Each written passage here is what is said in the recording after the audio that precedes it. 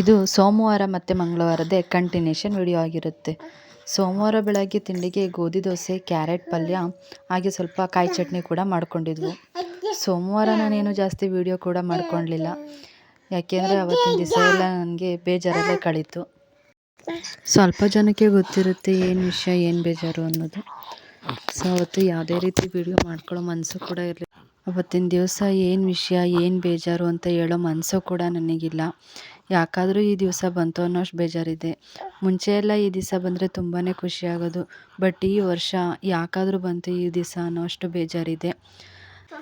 ಆಮೇಲೆ ಸಂಜೆಗೆ ಪಾಪನ ರೆಡಿ ಮಾಡಿ ಡ್ಯಾನ್ಸ್ ಕ್ಲಾಸಿಗೆ ಕಳಿಸ್ದೆ. ಸೋಮವಾರದ ದಿವಸದ ವಿಡಿಯೋ ಇಷ್ಟೇ ಆಗಿರುತ್ತೆ. ನೆಕ್ಸ್ಟ್ ಮಂಗಳವಾರಕ್ಕೆ ತಿಂಡಿಗೆ ಅಂತೇಳಿ ಮೆಂತ್ಯ ಬಾತ್ ಮಾಡ್ಕೊತಿದ್ದೆ. ತಿಂಡಿ ಮಾಡೋದಕ್ಕೆ ಅಂತ ಎಲ್ಲದನ್ನು ರೆಡಿ ಮಾಡಿಕೊಂಡು ಮಸಾಲೆ ಕೂಡ ರುಬ್ಬಿಟ್ಕೊಂಡು, ನಮ್ಮ ಚಿನ್ನಮ್ಮ ಎಲ್ಲ ತಿಂಡಿಗಳನ್ನು ಕಲರ್ ವೈಸೇ ಇರಬೇಕು ಅಂತ ಕೇಳ್ತಾನೆ. ಮೆಂತ್ಯ ಬಾತ್ ಹಸ್ರಿಗೆ ಇರಬೇಕು, ಟೊಮೊಟೊ ಬಾತ್ ಕೆಂಪುಗೆ ಇರಬೇಕು, ಪಲಾವ್ ಹಸ್ರಿಗೆ ಇರಬೇಕು, ಈ ಥರ ಕೇಳ್ತಾನೆ. ಸೊ ಅವನಿಗೆ ಗ್ರೀನ್ ಮೆಂತ್ಯ ಬಾತ್ ಕೂಡ ಮಾಡಿಕೊಟ್ಟೆ. ತಿಂಡಿ ಎಲ್ಲ ಮಾಡಿ ಅವ್ನ ಲಂಚ್ ಬಾಕ್ಸ್ ಕೂಡ ರೆಡಿ ಮಾಡಿದೆ. ಅವ್ನ ಲಂಚ್ ಬಾಕ್ಸ್ ಎಲ್ಲ ರೆಡಿ ಮಾಡಿ ಮತ್ತು ಅವನು ಕೂಡ ರೆಡಿ ಮಾಡಿ ಸ್ಕೂಲಿಗೆ ಕಳಿಸ್ಕೊಟ್ಟೆ.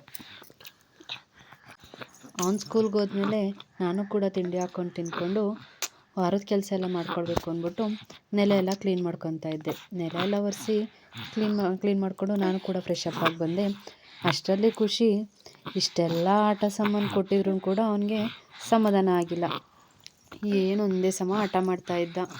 ಅಷ್ಟೆಲ್ಲ ಆಟ ಸಾಮಾನು ಕೂಡ ಕೊಟ್ಟಿದ್ರು, ಮನೆ ತುಂಬ ಹರಡಿ ಆಟ ಮಾಡ್ತಾಯಿದ್ದ. ಮತ್ತು ಅವನ್ನ ಕೂಡ ಮಲಗಿಸಿ ದೇವ್ರ ಪೂಜೆ ಎಲ್ಲ ಮಾಡ್ಕೊತಾ ಇದ್ದೆ. ಇವತ್ತು ಸಂಕಷ್ಟಾರ ಚತುರ್ಥಿ ಇದ್ದಿದ್ದರಿಂದ ಗಣೇಶನಿಗೂ ಕೂಡ ಗರಿಕೆ ಪತ್ರೆ ಎಕ್ಕುದು ಎಲ್ಲ ಇಟ್ಟು ಪೂಜೆ ಕೂಡ ಮುಗಿಸ್ಕೊಂಡು, ಅಪ್ಪ ಗಣೇಶ ಎಲ್ಲರ ಸಂಕಷ್ಟಕ್ಕೂ ಪರಿಹಾರ ಕೊಡು ತಂದೆ, ಎಲ್ರ ಕಷ್ಟನೂ ಸ್ವಲ್ಪ ಕೇಳಿಸ್ಕೊ ತಂದೆ ಅಂತ ಕೇಳ್ಕೊತ, ಹಾಗೆ ಎಲ್ರಿಗೂ ಒಳ್ಳೇದು ಮಾಡಪ್ಪ ಅಂತ ಕೇಳಿಕೊಂಡು ಪೂಜೆ ಕೂಡ ಮುಗಿಸ್ಕೊಂಡೆ.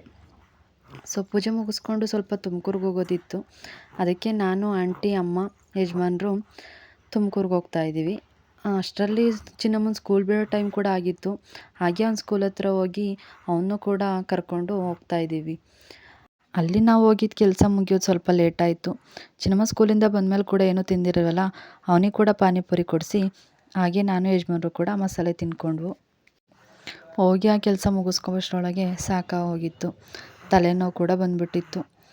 ಸೊ ಅಲ್ಲಿ ಕೆಲಸ ಎಲ್ಲ ಮುಗಿಸ್ಕೊಂಡು ಮನೆ ಕಡೆ ಹೊರಟು. ಮನೆಗೆ ಬರೋಷ್ಟರೊಳಗೆ ಆಲ್ರೆಡಿ ಸಂಜೆನೇ ಆಗೋಗಿತ್ತು. ಸೊ ಎಲ್ಲರೂ ಕೂಡ ಬಂದು ಆಂಟಿನ ನಾವು ಮನೆ ಬರೋಷ್ಟರೊಳಗೆ ಅಪ್ಪ ಐಸ್ ಕ್ರೀಮ್ ತಂದಿತ್ತು.